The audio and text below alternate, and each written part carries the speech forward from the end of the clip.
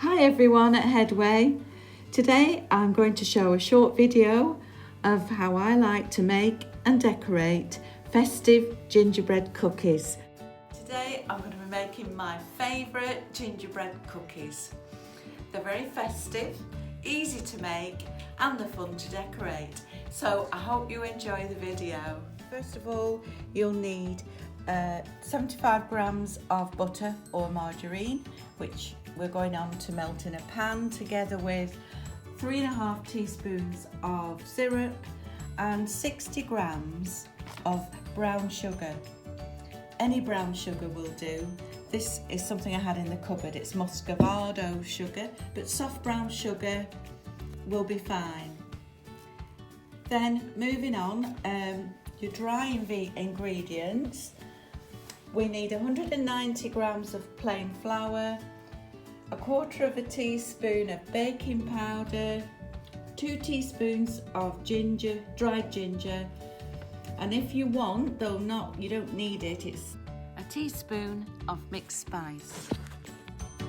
So today I'm going to be using these pastry cutters because I've got them, but you don't have to use them. If you don't have any of these, I'll be showing you how to make shapes just using a knife or a cup. And then afterwards, I'll show you very simple icing, sugar, and we'll do some decorating as well. Drop the butter or margarine in your pan together with your sugar. Then add 3.5 tablespoons of syrup.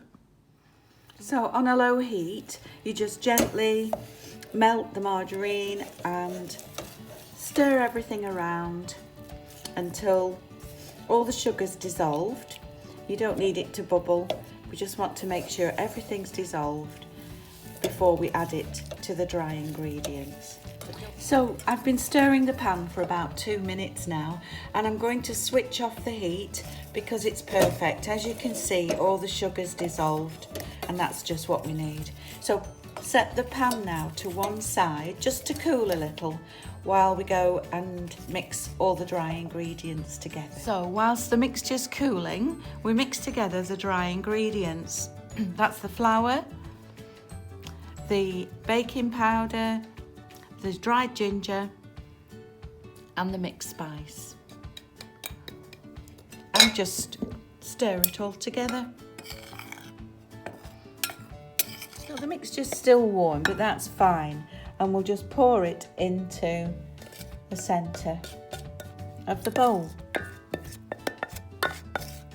like that, and then we mix it all together. You can see the mixture's formed a dough-like texture, and it's best if it now sits in the fridge for 30 minutes or thereabouts before we start to roll it out. And the best way to do that is to put a piece of cling film on a plate and put your dough,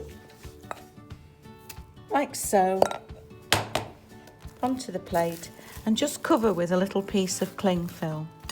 This looks fiddly, but it's not really. Now place it in the fridge for about 30 minutes and have a tidy up. So I'm about to take the dough out of the fridge now, ready for rolling out. So it's time we put on the oven. And that's 190 or 170 fan, if you're using the fan. So I've taken the dough out of the fridge. I'm just unwrapping it. That looks lovely. And what we need to do now, set it to one side, shake flour. Make sure your hands are clean at this point. Shake plenty of flour onto your worktop and place your dough onto the surface. As you're rolling, you may find you need a little bit of extra flour. So you just simply press down onto the mixture and try and get as many figures as you can out of, I've got a little gingerbread man, out of the mixture, and then anything left over you roll together again and make more shapes. You scoop up your little gingerbread man and you place them all on a greased or lined baking tray. So as I said before, if you don't have any cutters, you could just use something like this, a wine glass, and press it down onto the worktop, and there you are. Another thing you can do is you can use a straw, just press to make a little hole into the biscuit, and then later on you can decorate them and hang them from the Christmas tree. Okay, so I filled one tray, I've rolled all the excess together, and a quick roll out again, and we can cut some more shapes out.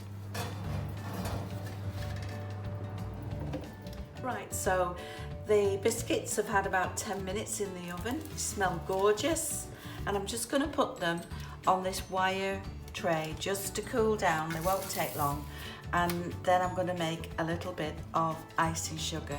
So I'm now going to make a little bit of icing sugar, just basic icing sugar. So I've used about 100 grams of the icing sugar, and I'm going to add a few drops of very hot water and just slowly mix it in. You're better putting less water in than too much.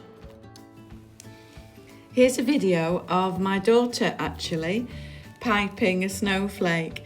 You don't have to do this, of course, but I think for Christmas it makes it look a bit special.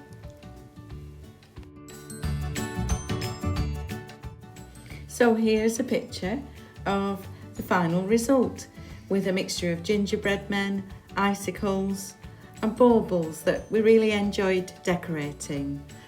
And the baubles we've attached a piece of ribbon through the little hole and hung them on our mini Christmas tree.